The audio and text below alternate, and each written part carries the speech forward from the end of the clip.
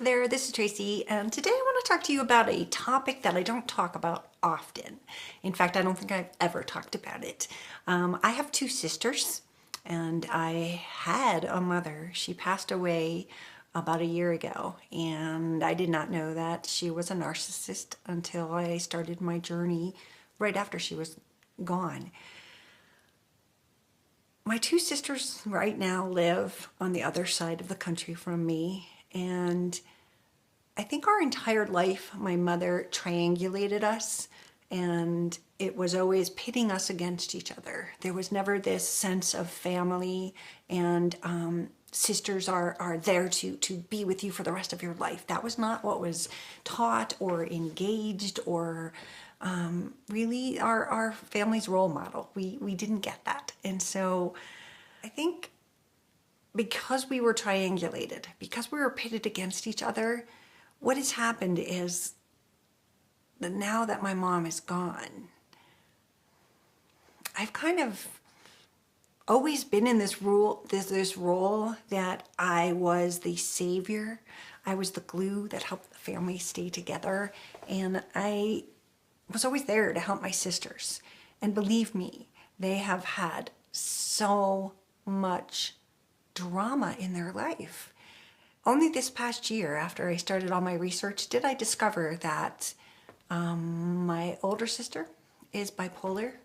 This is not something I knew. I always knew she was sort of manic depressive and would go into these holes and deep down never come out of the depression for 3 or 4 months.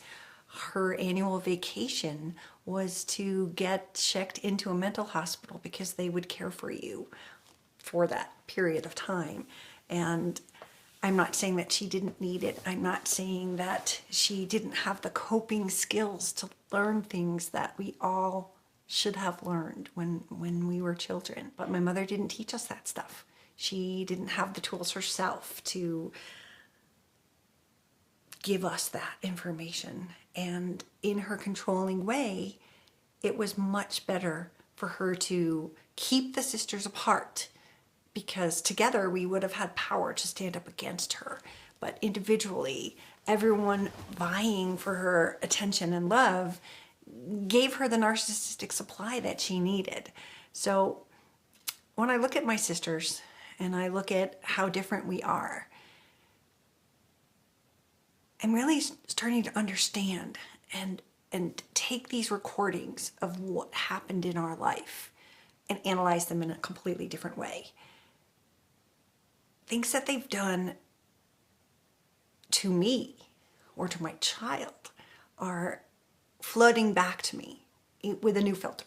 And I encourage you to look at this. I encourage you to think of things that have happened with your narcissist, be it a parent, a sister, a husband, a wife, someone that you were with at work. Look at the situations and start to apply actual things that happened to what we've learned about narcissists.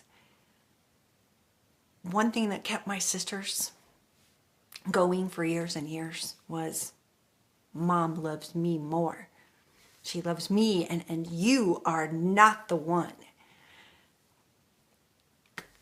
Crazy, but that's what my life has always been. It was always a contest. Who does Mom love more?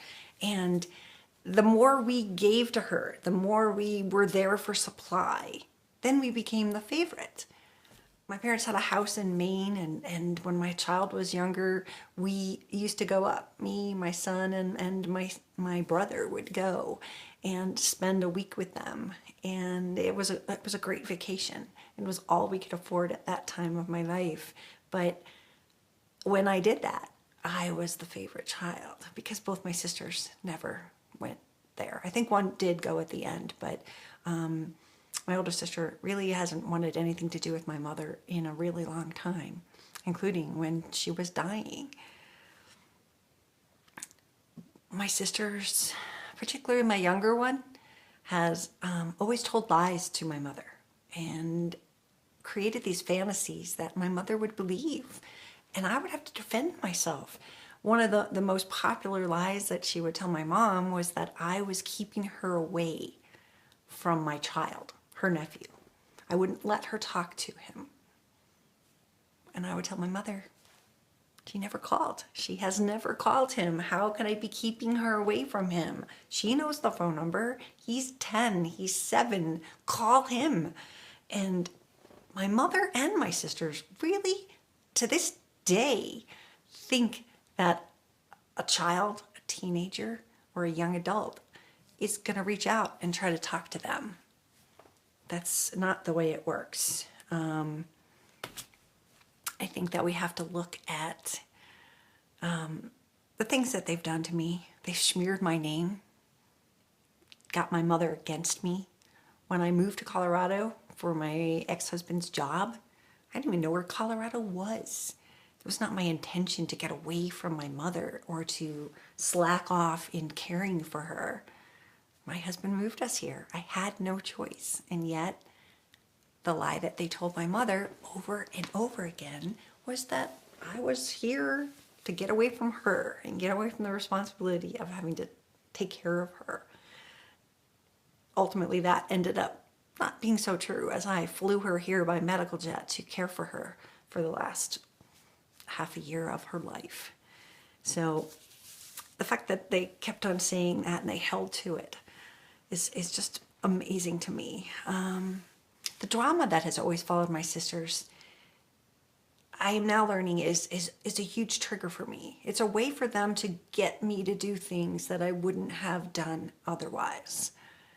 My younger sister, when I was married to my son's dad, a long freaking time ago, 25, 30 years ago, my younger sister was in such dire financial need that we gave her all of the money that we got for our wedding. And of course it was supposed to be paid back, and of course we never saw it. When I was married to my second husband, my older sister became a financial burden on us and would ask for money and loans, and it was always drama. It was like, I can't do this, my car broke, my house, she started a fire in her house, you know, she's being evicted, she needs money to put down somewhere. This is a pattern that has been here forever. And in my safe, I have a little stack, I think there's 3 or 4 of them, checks that my sister had given us after we loaned her the money that said, okay, you can cash this in 30 days. Okay, and of course, none of them were ever cashable. So I keep them in my safe to remind myself that this is a pattern. And yet when they ask me for money, I still give them money, and I'm still like the family bailer outer, if that makes a good word, bailer outer. And I have to walk on eggshells when I talk to them. It's never comfortable. I'm always afraid of talking to my little sister because she would inevitably twist everything I said into something that wasn't real. And I never understood why. But then as soon as she needed me, I was back to being the one she wanted to talk to. And that is abuse. This week, I got a call from my older sister, and I was in charge of my mom's estate and her money, and she was done this week. It was over.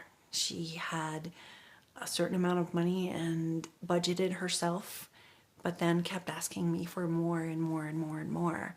And I think this is, I don't know, 2nd or 3rd place that she's lived in and gotten evicted. Her dog barks a lot, and it's a cute little dog, and it is her life. But she does not tolerate noise. When we were growing up, we would be sitting at a pool, a public pool at the yacht club or something, and she would get up and yell at children for splashing and making noise. If anyone violates her sleep, she'll call the police on them. If people violate and let their cats out and it annoys her dog, she will call the police on them. She stands up for what she believes in, but when other people stand up and say they don't like her dog barking, it's an attack on her, and it really, really hurts her. And I understand that. I understand that she loves the dog, But she called me the other day, hysterically crying, like that's the conversation. And I sat there trying to reason with her, trying to solve it, trying to help her. And all my efforts went as they always do. And now I see this as a pattern. The effort gets thrown in there. I get thrust in the middle of my day into this hysterical conversation. And I want to fix it and I want to help her. And she hangs up on me. She's like, I can't do it anymore. And she hangs up. Now, what I'm seeing now, as a result of that call, like maybe it was Tuesday or Wednesday, she said they were going to evict her in 7 days. And of course I was like, how can they do that? Did they give you a warning? You can't, this doesn't make sense. Talk to a lawyer, get some help. She's crying hysterically that no one will talk to her and she can't find a psychologist and she needed help. She checks herself into the emergency room probably once a month. And this time it wasn't working. She wasn't getting any help. And whenever this happens, when she gets into this like hysteria and pulls on me, it sucks my energy out and I want to help her, she disappears. It's the silent treatment. I never realized that, but she just disappears and leaves me here wondering if she's dead or alive, wondering if she's finally taken her life, wonder if she's in a homeless shelter like she was last year, wonder what's going to happen to her and if I'll ever talk to her again. It's a scary feeling, and she puts me back into this place every time with this drama. And I reach out by email, I reach out by phone, I reach out by text, and I get nothing. These crickets are something I'm so used to. I'm used to being disowned. I don't think there's ever been a time in my life that someone in my family didn't not talk to someone else. My little sister does not talk to my older sister. Neither one of them talked to my mother when she passed. My mother would go through periods of time not talking to me, and if she did, it was very curt and quick, and I've got to go walk the dog. It wasn't... There were periods of time that I can remember my mother pulling these tricks. She used to be sick. She used sickness to get attention, and when all else failed, she'd have a surgery, because then we'd have to rescue her. And I will give my little sister credit. She took care of my mother for like 6 years and took her through like 20 different surgeries. I really thought she had like Munchausen syndrome. Like, how could my mother be this sick? But now I understand that this was a control thing, that she was sitting there and making herself sick and almost exaggerating the pain in her own mind to the point where it was real and to the point that she needed help. And that's how she manipulated us. Families can be very manipulative, and we often don't remember that. So I want you to look at not only any kind of family tie, but I want you to look at any kind of relational thing that you've had and look at the stories through a different lens. This is Tracy. Subscribe to my channel, and I will be back. Thank you.